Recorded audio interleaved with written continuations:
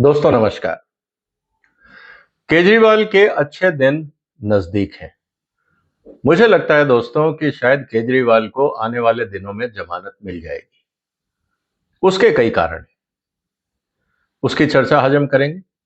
उसका political reason क्या है, उसका लीगल जस्टिफिकेशन क्या है, और ओवरऑल क्या आने वाले दिनों में जो दिल्ली में शराब घोटाला हुआ, क्या एक एक करके उनके सभी जो सो कॉल्ड अपराधी हैं, जिन पे अभी केस चलना बाकी है, क्या उन सबको एक एक करके सुप्रीम कोर्ट रिहा कर देगा? आज सवाल इस बात का है।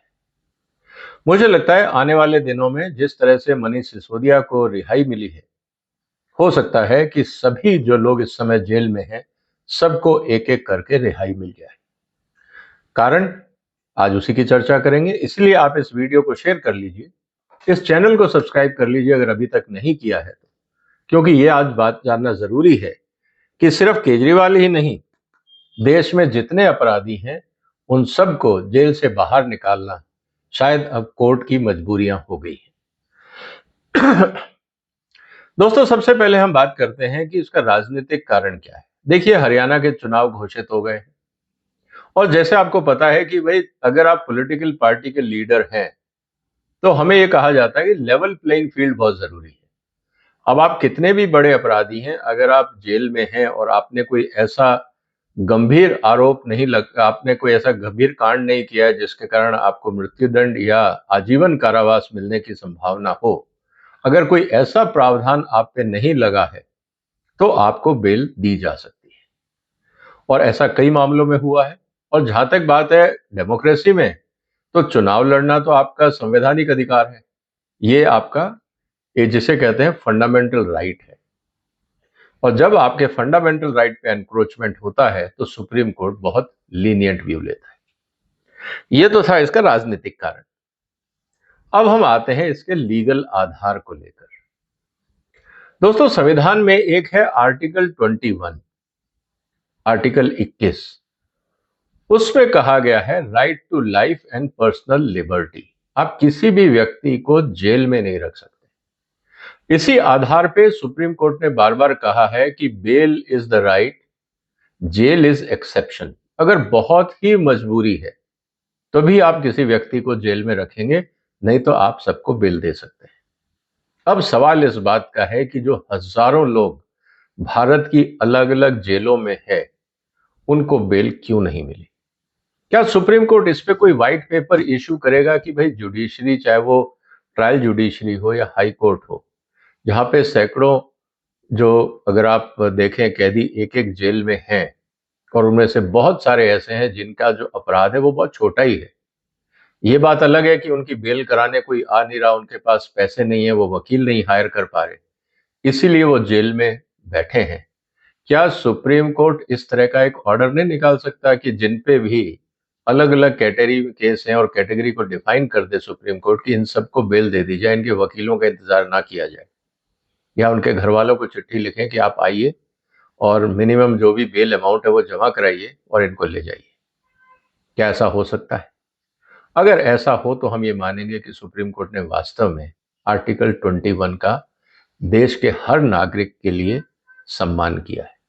लेकिन अगर आर्टिकल 21 का इस्तेमाल सिर्फ नेताओं के लिए हो और इस आधार पे उनको बेल मिल जाए, तब लगता है कि शायद न्याय व्यवस्था में कहीं ना कहीं कुछ ना कुछ तो गड़बड़ है। इस बात को समझना हो। अब आर्टिकल 21 के अंदर जो सबसे इंपॉर्टेंट बात है वो ये कि आप किसी भी व्यक्ति को इलीगल अरेस्ट नहीं कर सकते। अब इलीगल कौन डिसाइड करेगा? क्योंकि अरेस्ट को डिसाइड करने का अधिकार तो सिर्फ कोर्ट का है। और अब अरेस्ट कब होंगे? जब आप पे मुकदमा चलेगा, आपके सामने सारे एविडेंस रखे जाएंगे, उसके बाद ही तो तय होगा कि अरेस्ट सही है या गलत है। और उस समय अगर ये पता लगता है कि अरेस्ट गलत है, तो जिस व्यक्ति को अभी तक आपने जेल में रखा उसके साथ तो नाइंसाफी हो गई। ये बात समझने की। लेकिन जब तक ये फैसला आएगा कि ये जो व्यक्ति है इसका अपराध सही है या गलत, तब तक तो कई साल लग जाए। तो इस स्थिति के अंदर जब तक ट्रायल शुरू नहीं होती, कोर्ट का निर्णय नहीं आता, आप किसी भी व्यक्ति को जेल में नहीं रख सकते हैं। इसका मतलब ये है कि कोर्ट में जितने भी अंडर ट्रायल व्यक्ति हैं और उन पे कोई भी गंभीर आरोप नहीं है, जिसके अंदर जैसा मैंने शुरू में कहा कि मृत्युदंड या आजीवन कारावास का अगर प्रावधान नहीं है और अगर 7 साल या उससे भी ज्यादा कोई गंभीर आरोप है और जिसमें 7 साल से अधिक की सजा है, तो आप एक प्रिकॉशनरी व्यू ले सकते हैं। लेकिन बाकी जेब कतरे हैं, छोटे मोटे चोरी वाले हैं, एक्सीडेंट के केसेस हैं, ऐसे बहुत सारे केसेस हैं जिनके लोग जेल में, उन सबको रिहाई उनका एक हक बनता है। तो केजरीवाल और आम आदमी पार्टी ने क्या किया? इन्होंने भ्रष्टाचार किया। आप इसमें 6 साल 7 साल तक की सजा दे सकते हैं, लेकिन क्या आप एक्सट्रीम सजा देंगे? क्या कोर्ट सिर्फ भ्रष्टाचार के लिए आपको लंबी सजा देगा, उम्र कैद देगा, फांसी की सजा देगा? ऐसा तो होगा नहीं। तो इसीलिए बहुत ज्यादा चांसेस हैं कि केजरीवाल को और उनके साथियों को सुप्रीम कोर्ट से रिहाई मिल जाए, पहली बात। दूसरा, अगर आपका प्री ट्रायल कस्टडी है, जैसे सिसोदिया को आपने 17 महीने जेब में रखा, सुप्रीम कोर्ट ने कहा कि साहब अब तो ट्रायल ही शुरू नहीं करी आपने। सुप्रीम कोर्ट के सामने जब ये मुद्दा आया, उन्होंने ये कहा कि साहब 495 तो विटनेस है और 70,000 पेज की चार्जशीट है और फिर सैकड़ों हजारों पेज उसके साथ एनेक्स्चर्स, तो ये 10 साल तो केस कहीं नहीं जाता। अब जब तक केस की सुनवाई नहीं हो जाती तब तक क्या आप सिसोदिया को जेल में रखेंगे? नहीं रख सकते। तो इसीलिए उनको रिहाई कर दी गई, इसलिए नहीं कि वो बेगुनाह है, इसलिए कि उनका मुकदमा लंबा चलेगा। तो क्या केजरीवाल का केस अलग है? बिल्कुल अलग नहीं। केजरीवाल भी रिहा होंगे इसी कंडीशन पे कि भाई साहब आप अपराधी हैं या नहीं, ये तो बहुत लंबी बात है, आपको इतने समय तक हम जेल नहीं रख सकते, इसलिए आप घर जाइए। अब सवाल इस बात का है कि अगर ऐसा होता है तो देश में जितने भी भ्रष्टाचारी और अपराधी हैं उनके तो मजे हो गए। आप अपराध करिए, क्योंकि ट्रायल में 5 7 साल 10 साल तो लगेंगे ही, और जब तक वो फैसला आएगा तब तक आपको आर्टिकल 21 के तहत आपको लिबर्टी है, आपका मानवाधिकार है। आपको जेल में किस आधार पर रखा जा रहा है? क्योंकि कोर्ट ने तो फैसला दिया नहीं। हाँ, एक कंडीशन हो सकती है कि आप बाहर निकल के, हो सकता है विटनेस को धमकाएं, हो सकता है कि जो एविडेंसेस है उनके साथ छेड़खानी करें, या जैसे बाकी लोग हिंदुस्तान में विदेश भाग गए, घपला किया और विदेश भाग गए। अगर ये 3 रिस्क आप हैं, अगर इन 3 चीजों में से आप, अगर लगता है कि इनमें से कुछ गड़बड़ कर सकते हैं, तब शायद आपको जेल में रखा जाए, वरना आपको जेल में रखने का कानूनी रूप से कोई औचित्य ही नहीं है। तो दोस्तों, इसका मतलब यह है कि केजरीवाल, विजय नायर और जितने भी अपराधी हैं, जिसने भी पॉलिसी के माध्यम से घोटाला किया, उन सबको बेल होने की संभावना पूरी पूरी। अब इसमें यह है कि फिर पीएमएलए के तहत ईडी ने अरेस्ट कैसे किया? उन्होंने कहा कि साहब हम इन्वेस्टिगेशन कर रहे हैं। सुप्रीम कोर्ट का यह कहना है कि इन्वेस्टिगेशन के समय में आपको जेल में रखना जरूरी है? आप इन्वेस्टिगेशन करिए, आप जेल क्यों डालते? इस बात को भी लेके सुप्रीम कोर्ट ने अपनी तरफ से कमेंट किए हैं कि अगर आपको इन्वेस्टिगेशन करना है तो उसके लिए कोई जरूरी नहीं है। इसके अलावा जो सबसे बड़ी बात यह है कि जेल में शायद इसलिए रखा गया कि वो जो एविडेंस है उनके साथ छेड़खानी ना करें। अब ईडी और सीबीआई ने तो कहा कि साहब हमने इन्वेस्टिगेशन पूरा कर लिया है, हमारे पास सारे साक्ष्य आ गए हैं, मनी ट्रेल स्टैब्लिश हो गया, वगैरह वगैरह। अब सवाल इस बात का है कि जब आपने सारे प्रूफ इकट्ठे कर लिए तो अब जेल में रखने का क्या फायदा? क्योंकि अगर वो बाहर भी जाते हैं तो एविडेंस के साथ छेड़खानी करेंगे, कर भी लें तो सीबीआई ये कह सकता है कि देखिए एविडेंस ये था, इन्होंने छेड़खानी करी। हो सकता है कि इनको वापस जेल में आना पड़े, लेकिन वो ड्यूरिंग ट्रायल फाइनल होगा कि छेड़खानी हुई या नहीं हुई। तो कुल मिला के स्थिति है दोस्तों कि जिस दिन मैंने कोर्ट में सुना था कि 495 विटनेस है, मैं उसी दिन समझ गया था कि बेल निश्चित है।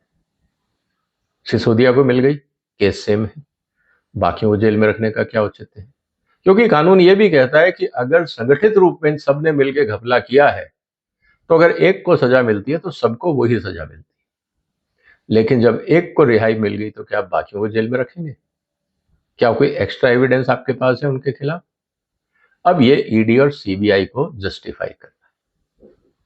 तो दोस्तों, कुल मिला के स्थिति ये है कि आने वाले दिनों में केजरीवाल और उनकी पूरी टीम को बेल मिलेगी, चाहे कोई वकील अपीयर हो या ना हो। कोई छोटा वकील भी चला जाएगा ना, आपको बड़े वकील की जरूरत नहीं है।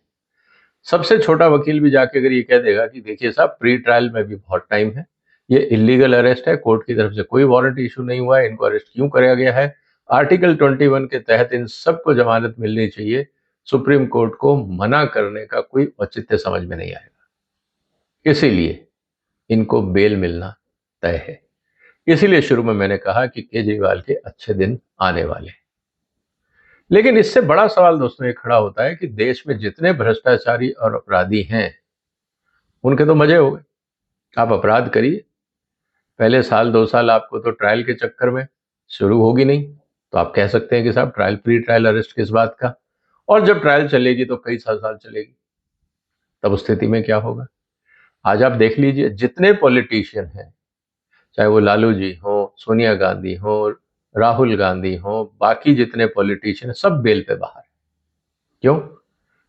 अभी निर्णय बाकी है, फाइनल कंक्लूजन बाकी है। यह स्थिति है भारत के न्यायालय की। तो पहली बात तो पक्का हो गई कि आप अपराधी और भ्रष्टाचारी हैं, अब आपको डरने की जरूरत नहीं। तो फिर कौन डरेगा? वो डरेगा जिसने या तो बहुत ही ज्यादा खतरनाक क्राइम किया हो, जिसमें लाइफ इम्प्रिजनमेंट या डेथ पेनल्टी हो, या वो डरेगा जो आम आदमी है, जो कानून से वैसे ही डरता है। तो इस देश के अंदर अब न्याय किसको मिलेगा और कैसे मिलेगा, क्योंकि स्पीडी ट्रायल के ऊपर सुप्रीम कोर्ट ने कुछ नहीं कहा है। क्या ऐसा हो सकता है सुप्रीम कोर्ट एक डेडिकेटेड बेंच बना दे और जिसमें हाई कोर्ट्स को ये कहे कि भाई साहब, इस तरह के जो भी केसेस हैं, पॉलिटिकल केसेस, उनको आप तुरंत डे टू डे हियरिंग करके पब्लिक हियरिंग में रखिए और उनको कंक्लूड करिए? अगर ऐसा होता है तो जैसे ही पॉलिटिकल पार्टीज सत्ता बदलती हैं, तो जिन लोगों के खिलाफ जेल हो रही होती है उनको बरी कर दिया जाता है। तमिलनाडु का एग्जाम्पल हमारे साथ। तो जैसे ही सत्ता परिवर्तन होता है, वैसे ही कोर्ट की काम करने की शैली भी बदल जाती है। तो क्या हम ये कह सकते हैं कि हिंदुस्तान में कोर्ट इन्फ्लुएंस नहीं होते? क्या वो वास्तव में निष्पक्ष है? ये सब बातें इंपॉर्टेंट है। आपको क्या लगता है दोस्तों कि इस तरह की जब कोर्ट की गति इतनी धीमी है, स्लो है, तो क्या देश में भ्रष्टाचार और अपराध से मुक्ति मिलेगी? आपको क्या लगता है? आप अपने जवाब कमेंट बॉक्स में लिखिए, इस वीडियो को शेयर करिए। फिर मुलाकात होगी एक और महत्वपूर्ण मुद्दे के साथ। तब तक अपना ध्यान रखिएगा। फिलहाल वंदे मातरम।